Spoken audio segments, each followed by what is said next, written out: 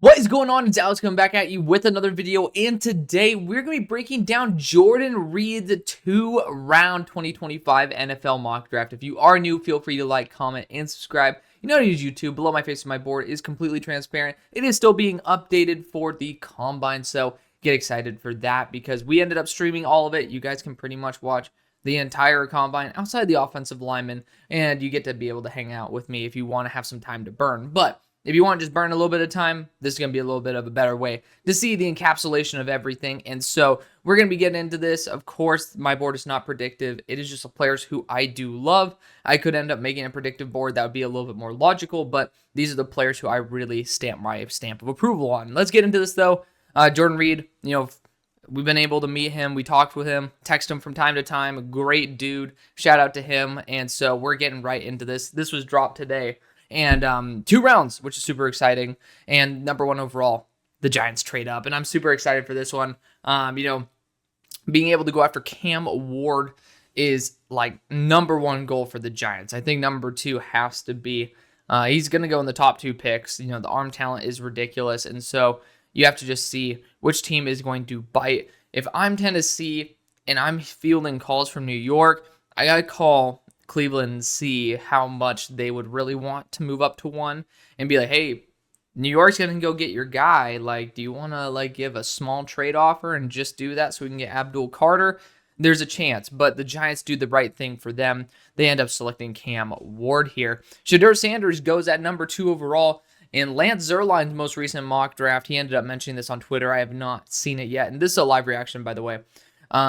He had Shedeur slipping. And I'm starting to see a lot of people starting to come around on Shedeur not being the number 2 overall pick. We always see quarterback at the top, or quarterback needy team at the top. We're going to give him a quarterback at the top.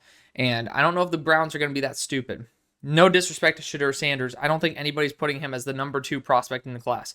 Technically speaking, Cam Ward is not really many people's number 1, but he's a lot closer to 1. In my opinion, than Shedeur is to 2 in terms of consensus. The only reason we're doing it, because again, the narrative is quarterback needy team at the top, quarterback goes to the needy team. And so I do think if the Cleveland Browns are sitting there and they have the option between Shedeur Sanders and being able to replace Myles Garrett's potential with Abdul Carter, I don't think they end up thinking twice and they go Abdul Carter, which is why I don't think it's the best idea for the Titans to move from 1. However, if the Browns do go this route, they're trying to, capture lightning in a bottle. They're trying to go and make the most out of the momentum that Shedeur could bring to the city, and hopefully it ends up paying off. I don't personally believe that's the case. I do believe that he will end up slipping in the draft, but this is not a Shedeur hate thing. It's more of the fact that I think we get humbled all the time with these quarterbacks, and then last year we ended up getting a kind of the exact opposite, but last year's class was just a little bit better. But let's get into this. Number 3, the Titans go Abdul Carter, and this is the best case scenario. You get picks and you get the guy you should have went at 1. That is going to be an absolute dream. And number 4, the Patriots go Travis Hunter. My biggest fear is that the Titans go Abdul Carter, then you end up seeing the Browns go after Cam Ward. And then at number 3, the rumors are the Giants are perfectly fine sticking and picking with Shedeur Sanders. But, I mean, this is the season of smokescreens.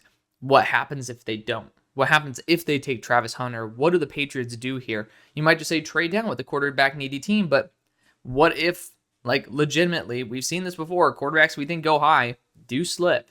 What happens if he does, right? And you're not going to be trading to an in-division team in the Jets unless you really don't believe in Shedeur, which then that might be honestly a benefit to you. But regardless, the Patriots go Travis Hunter, which is the best move now. The question is what happens if both Hunter and Carter are off the board at number 4. Drop what you would do in the comments section below. I would love to hear what you guys think. At number 5, the Jaguars go after Mason Graham. I just don't think an offensive coach is going to really lean to Mason Graham, but at the same time, I don't really think that number 5 pick is locked in stone either. I really do think that after the top 3/4, if the quarterbacks do go in 2 of those top 4 picks, technically top 3, I think that where the Jaguars are at, where you also see the Panthers. Like these are some of my least favorite picks. And again, if Shedeur Sanders does slip, I think like 4 and 5 are my least favorite picks in the draft. Mason Graham coming in 24 pounds under listed, which is, again, he's an athletic guy. It was just like, now it makes a lot more sense why he was so athletic. It's not a 320 pounder that's a freak athlete. It's a good athlete at 296, but 32-inch arms, a little bit concerning there nonetheless. But he's a good player. It's just, I think we need to temper our expectations a little bit. At number 6, you got the Raiders going Ashton Jeanty. I really love this, but the thing I love a lot more is I saw this proposed idea, which was trade for Zach Charbonnet. Zach Charbonnet is a friend of mine from high school, great dude, and he played with Pete Carroll. Pete drafted him in the 2nd, and I've always wanted him to have a number 1 lead back role. He'd probably be a 4th at most, and that's just because, number of years left on contract, and, the fact that he hasn't truly been an RB1, and he would have to take a Ashton Jeanty level role here. But if you want to be able to swing and potentially get an absolute home run, which I have always wanted Zach to be a 3-down back. That was my goal for Dallas. My dream spot for him was the Cowboys, to be that Ezekiel Elliott for him. Never got that chance behind Kenneth Walker, who I love as well. But I really do like the idea of the Vegas Raiders maybe potentially moving back from this pick, but regardless, being able to bring Zach on. If they do bring Ashton Jeanty in the room, but please do not do it. I do not want to see my boy Charbonnet do it once again as an RB2. And maybe I would hope that the Dallas Cowboys maybe could try to get something out of him, because that would be a really good location. Like, we're talking about Michael Mayer as well as a potential trade away target. There's a lot of really, really good opportunities for the Raiders to both acquire as well as dish out players to be able to recomp their roster going forward.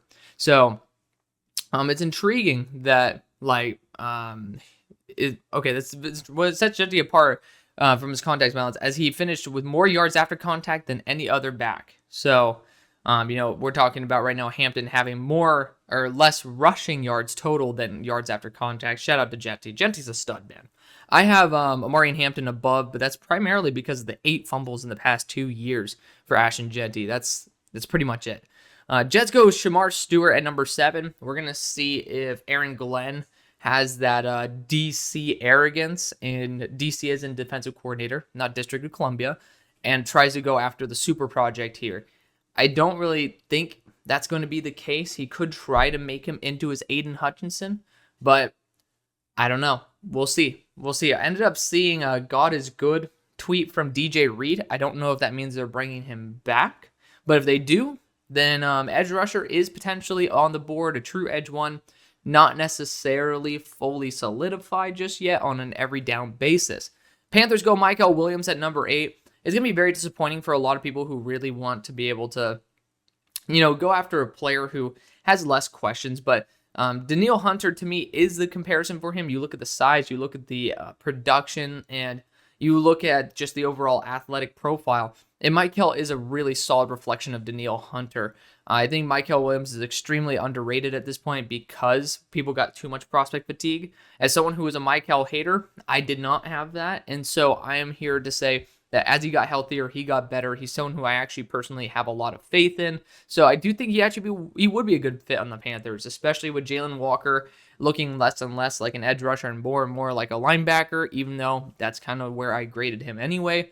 Michael Williams could really bring something that the Panthers haven't had in a long time, which is an extremely athletic, high-ceiling edge rusher. At number 9, Saints go Tyler Warren. I love it. Kellen Moore, perfect fit. I'm very happy to see that as a pick that I do as well. The Bears go Armand Membu at number 10. It'd be intriguing. So I would assume, they're going to put one of the guys at left tackle or even put him at guard. They sent a 6th-round pick for the once Pro Bowl, but also relatively formerly injured the interior offensive lineman in Jackson. So, I do know that Jackson does have some experience on the interior with Ben Johnson. So, you definitely got one of the guard spots filled out. Knock on wood, he stays healthy. Armand Membu could be one of the other interior guys or even the guy who you put to left tackle. The Niners then go Will Johnson. I do think Membu right now, the floor for him is most likely 11. I do think the Niners can't really pass on him at this point. Like, Membu just fits the athletic build that the Niners are trying to go for. Instant upgrade at right tackle, or you could put him at guard again. But Will Johnson, if Membu is not there, is such a good fit. I didn't realize how vacant that corner 2 on the boundary spot is. I'm not talking about the nickelback spot. I'm talking about a boundary corner 2. Will Johnson would be an excellent fit there. Cowboys go Ted McMillan at number 12. Good to see the Cowboys continue to invest in their offense. They just invested some $20 million a year into their defense with Oso Odigizua. So we'll see what the future holds for the Cowboys. I know that CeeDee Lamb also, I believe, restructured his deal. So he ended up freeing up some extra cap space, which is good to be able to help out his teammates. At number 13, you got the Dolphins going after Will Campbell. Had a little bit of a struggle there in the wave drill. Obviously, he nearly, like I don't understand how you do that. The whole entire time, people were tripping and stuff on the the turf.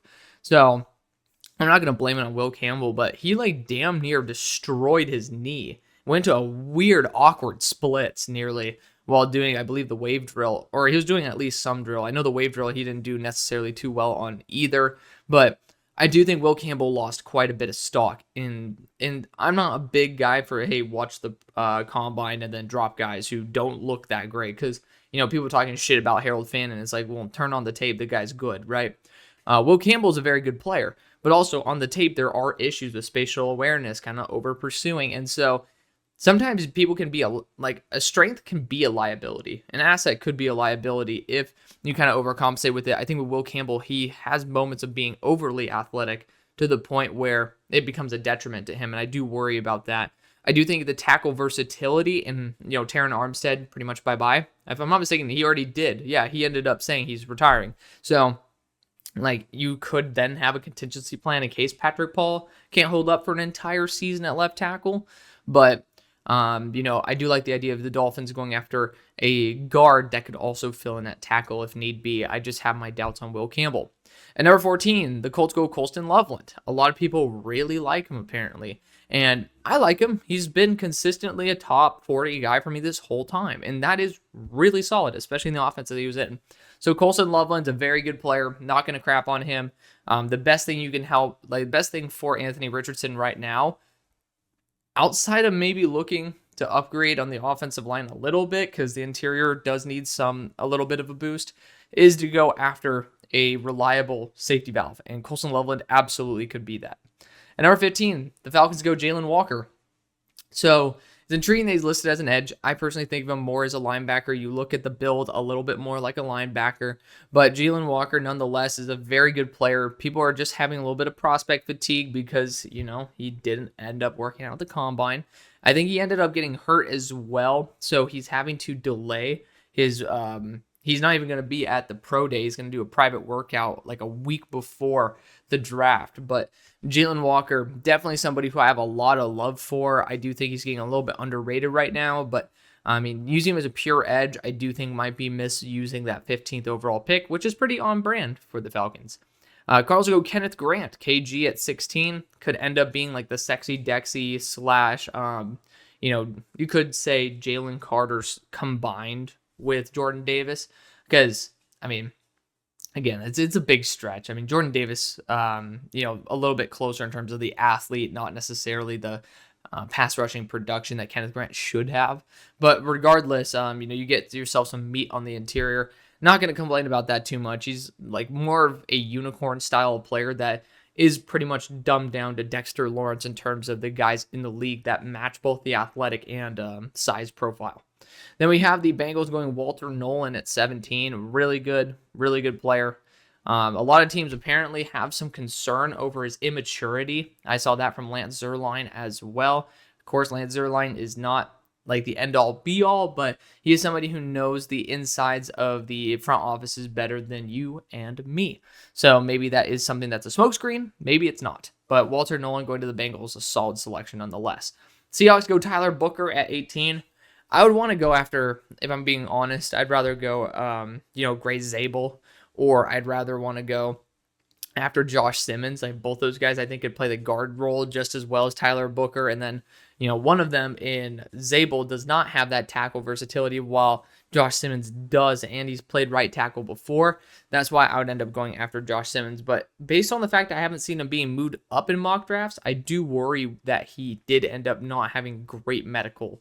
Jahad Campbell goes to the Buccaneers at 19. I've heard that Bowles is enamored with Jahad Campbell. Like, people are saying the floor for Campbell is 19 at this point, and I don't blame him. You guys know how much I like Jahad Campbell. He was like someone who I've been pushing for that edge rusher role, and I still think he could play a really solid linebacker role as well. Broncos go Nick Eamon-Warry. Nick Eamon-Warry is an absolute freak. I think he'd be an asset anywhere he goes. So, any team's going to want him. I would be surprised to see him slip out of the top 20. At 21, the Steelers go Matt Golden. Matt Golden can go as high as number 5 overall. I'm just going to be real. Like, running in the sub 4.3 range, great route runner, someone who ended up earning and crafting a wide receiver 1 role from a pretty much guaranteed wide receiver 1 at the start of the year in Isaiah Bond.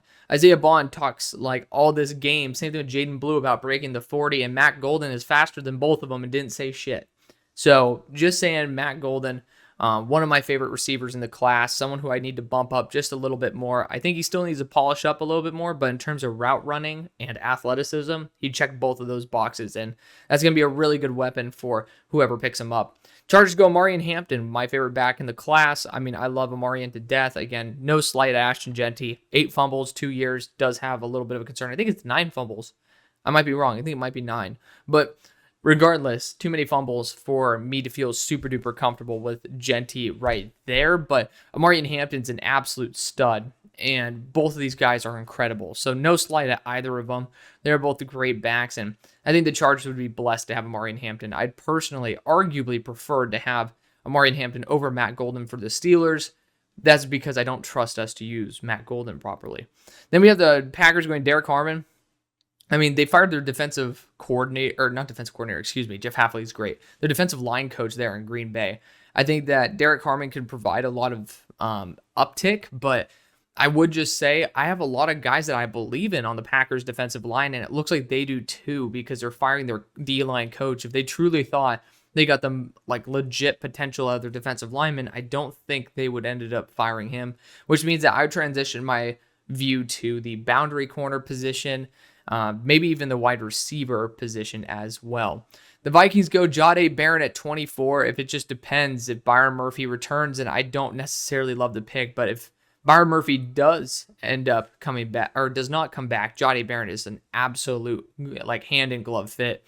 Hard to see him slipping to this point because that 4.4, like I thought he was more athletically limited than what he actually ended up testing out at, which is incredible. I really wanted to support Jahdae in any way, shape, or form that I can. I had my concerns with the athletic limitations, and he ended up answering those. So great job to Jahdae. At number 25, we got the Texans going Kelvin Banks. This is where I've been taking him in this range. So I like the fact that, teams are starting to wake up a little bit, even though he didn't test out actually that poorly, which is good to see. Like, it's good to see that he's actually still athletic. I'm acting like he was a complete fat ass. He's not. He's a good player, but I do have my doubts in terms of the in-game foot speed, especially as a pass blocker.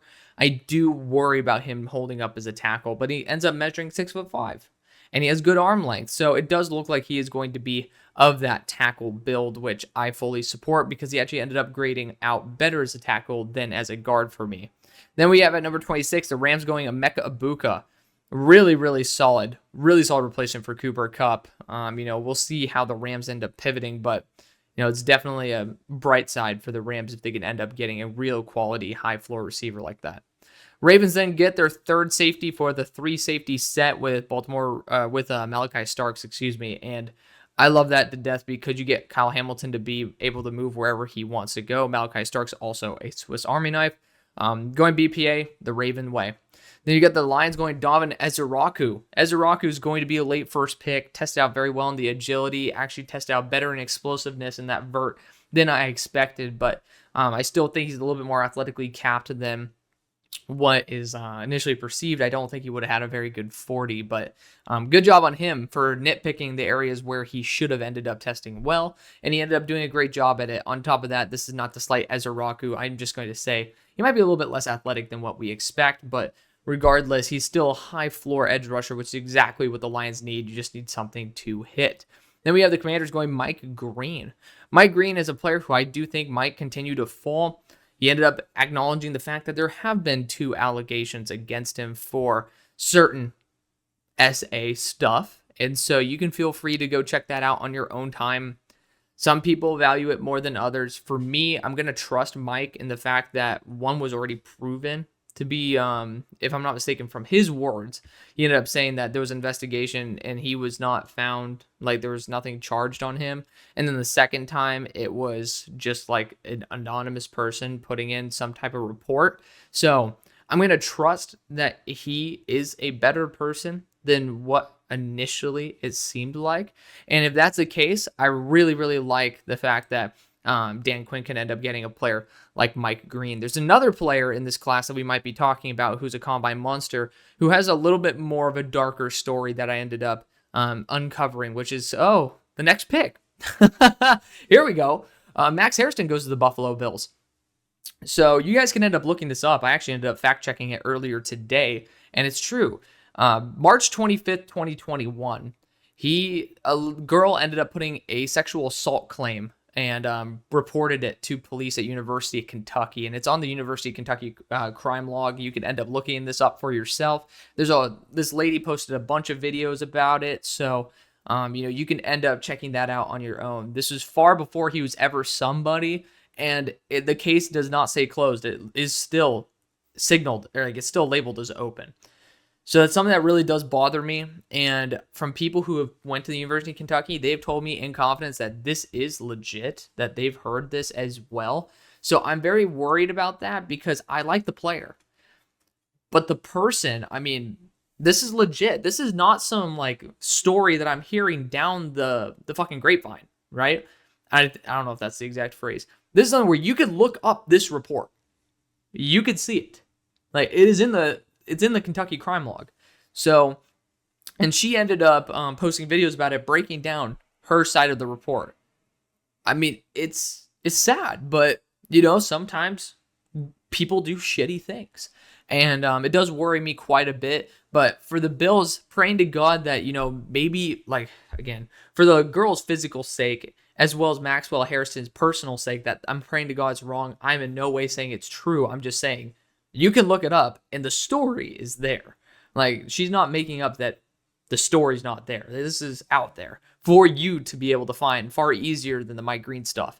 But regardless, the Bills getting a boundary corner makes a lot of sense. He ended up testing out phenomenally well.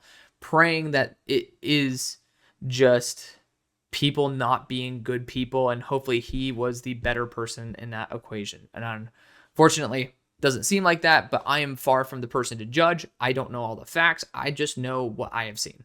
And didn't look pretty. But at number 31, you got the Chiefs going Josh Simmons here at 31. Don't really trust the Chiefs to develop players, but Josh Simmons, as long as he's healthy, might be the best option. He is one of the best tackles, if not the best tackle in the class. Before he got hurt, he was. We'll see if he ends up being there and, being as good as he was before. If he is, then they got a stud. Eagles go James Pierce at 32. He's been slipping because of personality concerns. Apparently, the phrase is that the coaches at Tennessee are relieved. That's the word they use, relieved that he is gone.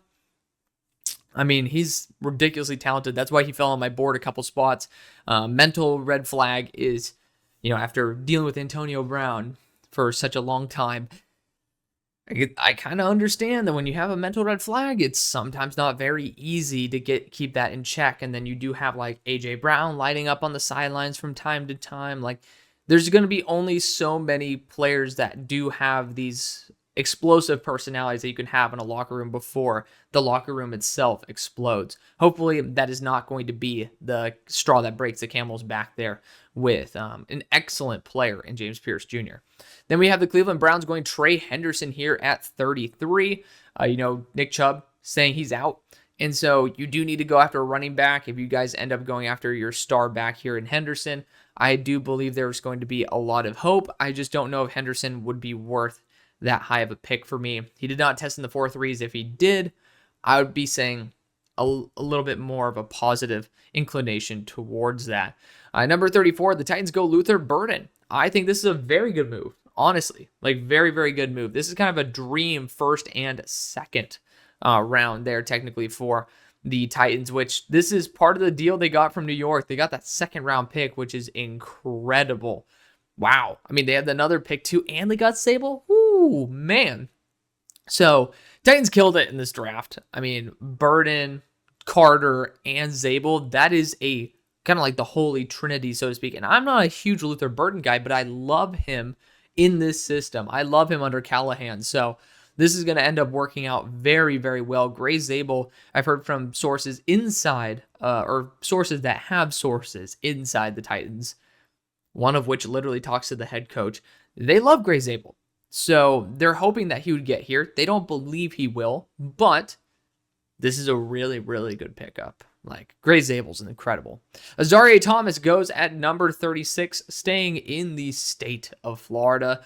Really good pairing with Tyson Campbell. I do think he ends up like being one of those guys where you still have your concerns. His movement skills are not necessarily as good as the tape necessarily suggests. Acceleration out of breaks, a little bit of an issue for him. But if you learn how to play from Tyson Campbell, I think there's going to be a lot more positive trajectory for Azareye'h Thomas, who you guys know I've been a big fan of him since the literally preseason, but I still have my concerns with Azareye'h. It's not as set in stone as some of my other opinions are. The Raiders then go Jackson Dart at 37. I mean, there's this belief that Jackson Dart could go as high as number 7. I'm definitely thinking that's a lot of agency talk and a lot of smoke screen to get teams to, get a little bit aggressive and overpick certain players, but it is what it is. I do think that we're just in a class that I don't have a lot of faith. Like, that's just me. I'm not a big, I'm not going to say I am the QB school. I would not put myself as the quarterback guru, but I do use my eyes. I do trust what my eyes say. And when my eyes tell me something that's wrong, I do my best to learn from it. And from what I've seen, I don't see any of these 3 quarterbacks really wowing me to that degree. I mean, again, I'm redoing the entire quarterback class because I do want to have just again a really solid opinion on these guys to a degree that I haven't really had for any other position, to where it's because again, I feel like I'm getting it wrong with all these people putting guys in the first, even into the top 10. I don't have a single quarterback that is worth that grade. So I do worry about that. But regardless, the Raiders wait until round 2 to get their QB. It makes sense. At least they didn't force it high. At number 38, the Patriots go Josh Connolly. It's kind of sad to see him slip this far. I know there's not many trades in this at least, but Josh Connolly would be an excellent pickup at number 38 for the Patriots. I think that would be incredible. At number 39, you get the Bears going Donovan Jackson, and so you end up getting yourself another real quality interior offensive line / tackle piece. Arguably, I would say Membu might be better as the guard, Jackson as the tackle, which would be kind of intriguing that you take one at 10 and then one at 39. Darius Alexander goes to the Saints. He's a bit older. I don't really think that the Saints would be going after defensive interior players that, have that age marker, because they're just not close to competing. By the time that you could compete, Darius might be 29, closing in on the end of his first deal. And that would be a little bit upsetting if I'm a Saints fan. I'm just getting into it, and then you guys are just getting into it, and then Darius is like, all right, well, I need another contract, and I'm pretty old as it is. So that's the big concern with Darius, why he might end up slipping a little bit, and it's why I don't love it to the Saints necessarily.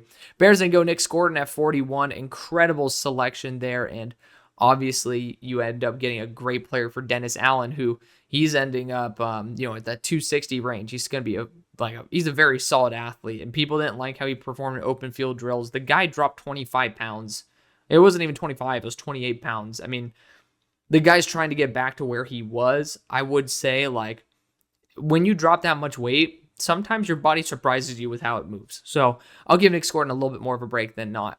The Jets then go Ben Morrison here, and, if DJ Reed really is gone, this is an incredible move. My only concern with Ben Morrison, who was my number 3 player before injury, again, that's not my current opinion. It was what they were before, because I'm no doctor. I'm going to say exactly up to the point where they got hurt, that is what I thought of them. Ben Morrison has now had 2 hip surgeries, one in high school, one now. That is something that concerns me a little bit.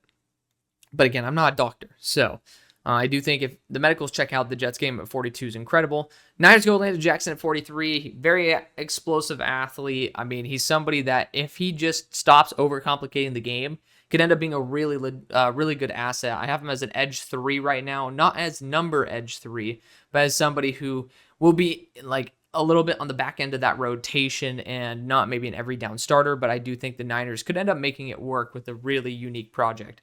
Cowboys go Quinshon Judkins, which is great value at 44. All I will say is why not just send like a 4th or a 5th round pick for Zachariah Charbonnet? It's just that would be where I would end up spending that if you're going to go Quinshon Judkins. Of course, then you have to pay Zach, right? And then we're going into a pretty hot running back market. There's always that concern, so it's understandable either way. You got the Colts and going Carson Schwezinger. Carson, shout out, another Oaks Christian Lion on top of Zach Charbonnet. Gotta show some love to my former Oaks Christian alumni here, but Carson is going to be a great will linebacker where the Colts are going to be losing. I'm forgetting, he's EJ Speed, I believe. Yeah, you guys are going to be losing EJ, and so this makes sense. The last time you took a linebacker in the second ended up working out, but at the same time, I would just say you guys have done a great job on day 3. Sometimes stick to your strengths and then go for a guy because I think there's some good day 3 options this year. Falcons go Savon Revel Jr. Really good value at 46. I'm not a huge guy on Savon, but his arms tested out very, very long. I could totally see him learning from AJ Terrell and having a good career. I think over the course of his career, he can end up being well worth that number 46 choice. Cardinals go Arianti Ursary at number 47. I mean, I love Ursary, so I'm going to be extremely biased on him. But I do think having him be a guard or a tackle would end up being a smart choice and a smart gamble at 47. You're essentially getting 2 players who are absolute meatballs, and both Ursary as well as Kenneth Grant in the first and second round. And, like a lot of meatballs, you can end up shaping them to the way that you want. And I think both of those guys are meatball, ball of clay, whatever the hell analogy you want to use. They're both moldable into the player that you will want in the long run. Might be a little disappointing in the short, though. Dolphins go Xavier Watts after losing Holland as well as Poyer. You're going to need another safety. So Watts has that interception background that you're going to be looking for. I think it'd make a lot of sense. You got the Bengals going JT Tuimoloau, super high floor edge rusher, perfectly fine with this one. I respect it. I mean, just again, really, really solid edge rusher. Can't complain at all. Seahawks go Jordan Burch at 50. Jordan Burch is so damn good. But my only problem is I'd prefer for the Seahawks to be going with Mike McDonald's defense after a nose tackle, not another like odd front defensive end / even front defensive end. That's why I like him. Actually, that's exactly what I was talking about. So he has that. When you're going into pure nickel package, you can use him as an even front end, but also in odd fronts, you can end up kicking him to the inside.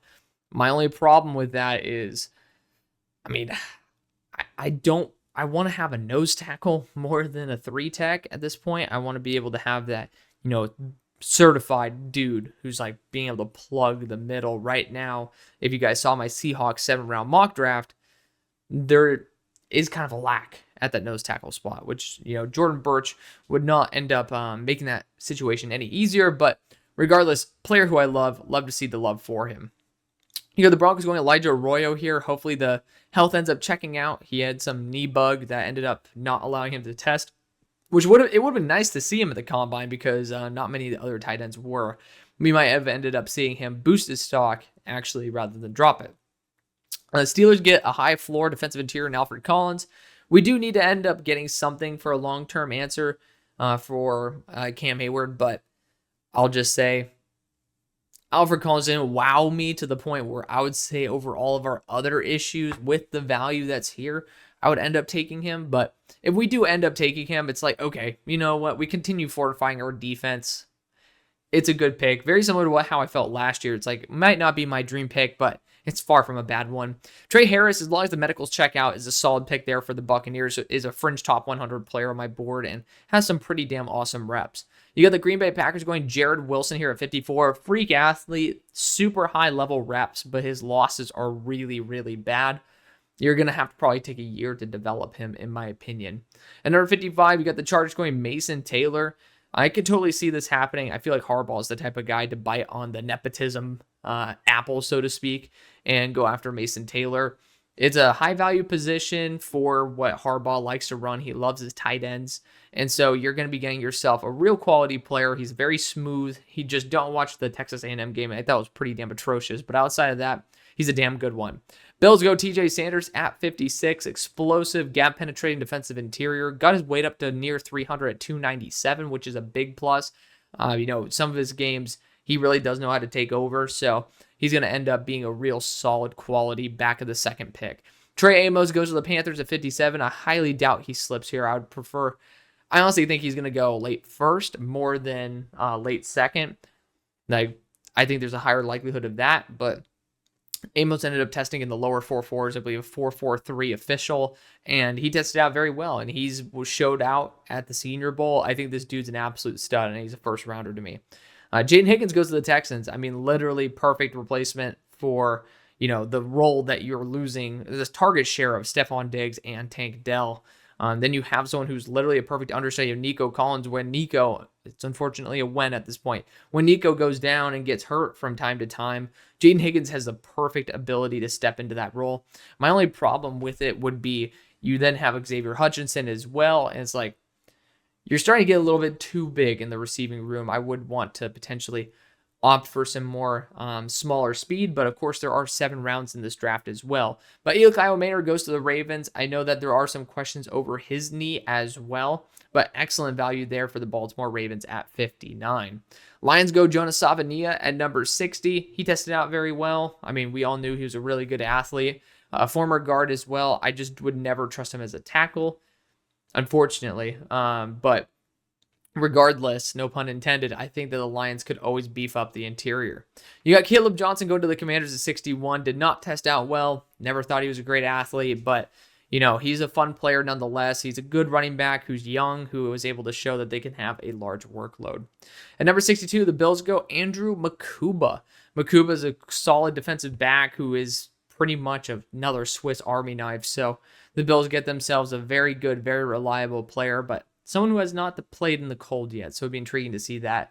Hard to think that Tyleik Williams would slip to 63 without something being like a big red flag on his record. Don't think there is that. But if the Chiefs somehow snipe this, that's an incredible deal. And then the Eagles go after project tackle Charles Grant with some massive arms there, 34 3/4 inch arms. I am not a fan of Charles Grant. I don't necessarily believe in Charles Grant. I hope I eat my words and am proven wrong. Jeff Stoutland is the best one to, take on that task. But Charles Grant did not look like an NFL tackle to me. He looks like a fun project, but that's not something that I would say the Eagles should be targeting at 64. I'd rather them send that pick for someone who keeps them in the contention. So that's going to be the video. Hopefully you guys enjoyed. I love you guys. See you on the far side. Peace.